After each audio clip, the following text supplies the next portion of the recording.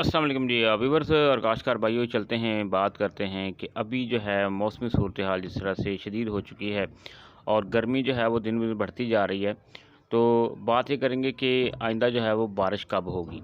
तो आपको बताते चलें कि फ़िलवक़्त जो है आइंदा 10 से 12 दिन जो है वो बारिश का कोई तगड़ा स्पेल ऐसा नहीं है जो कि बारिश बरसाने का बायस बन सके। तो इसका मतलब ये हुआ कि आइंदा 10 से 12 दिन जो है वो फ़िलवक़्त जो है वो शदीद गर्मी रहेगी। टेम्परेचर जो है मुल्क भर में 40 सेंटीग्रेड से ऊपर और 50 सेंटीग्रेड के करीब तक जो रहेगा। तो इस तरह से जो है अभी बादलों की भी कोई ऐसी ख़ास पेशन गोई नहीं है। एक कमज़ोर स्पेल जो है वो इतवार दिन जो है वो कुछ इलाकों को हिट करेगा, लेकिन उसके बाद जो है मज़ीद जो है वो गर्मी बढ़ती जाएगी। तो आपको दोबारा बता दें कि फ़िलवक़्त जो है बारिशी स्पेल जो है वो 5 जून तक फ़िलहाल ऐसा कोई नहीं है जो कि बारिश बरसाने का बायस बन सके और मौसम जो है वो तब्दील हो। तो लिहाजा गर्मी के लिए जो है तैयार रहें। हीट स्ट्रोक, हीट वेव के अलर्ट को जारी कर दिए गए हैं।